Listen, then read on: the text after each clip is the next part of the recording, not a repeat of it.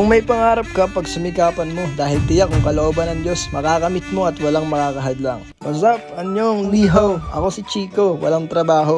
Pero ngayong araw, 3 AM pa lang gumising na ako dahil pupuntahan natin yung kapatid natin na nag-training sa Bataan bilang Coast Guard. Dahil ngayong araw ay graduation nga nila. At salamat nga pala sa aking napakabait na tita na nagpahiram sa amin ng aming sasakyan ngayon. Okay din sana kung pwede nilang hiramin muna si nanay at tatay at bumaba muna sila dito saglit para naman makasama ng kapatid ko ngayong araw.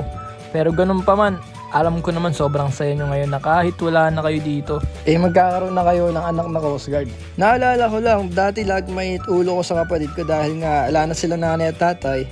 At responsibilidad ko na dapat maging maayos na maging buhay nila bago din ako mawala.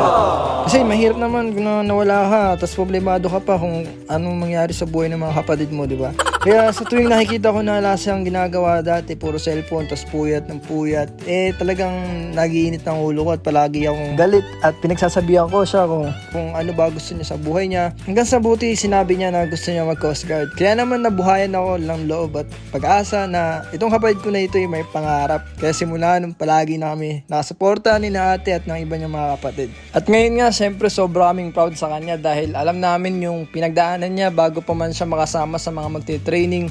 At hindi rin biro talaga yung mga naranasan niya sa loob ng 6 na buwan.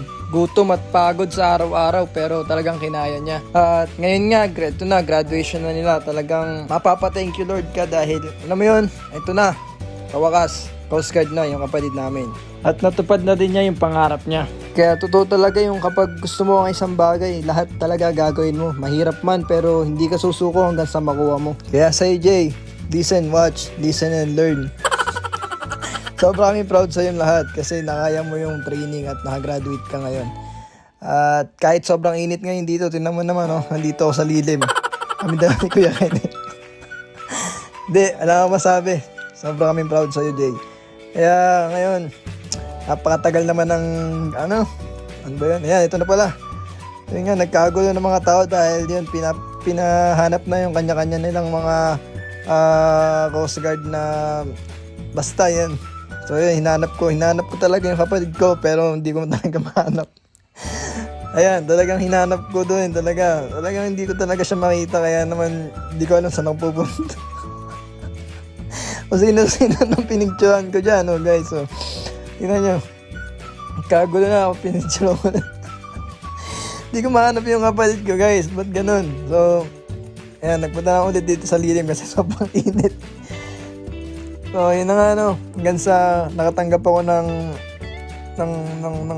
ayan, puro kung sino-sino na talaga binidyo ako, guys. Ayan, nakita ko na. Diyan na, dumating na rin yung kapatid ko. So yun, congrats. Sobra kaming proud sa'yo, Jay. Sobra kaming proud. Okay? So, yun lang.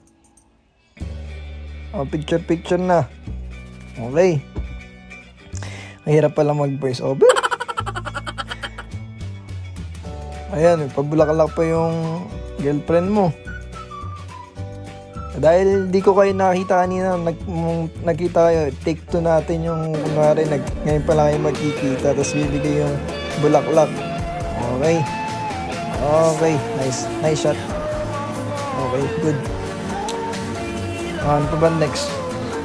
Okay, yun na. Tapos na guys, graduate na yung kapatid ko. Isa na siyang Coast Guard. Sikla, bagsik. Tama ba?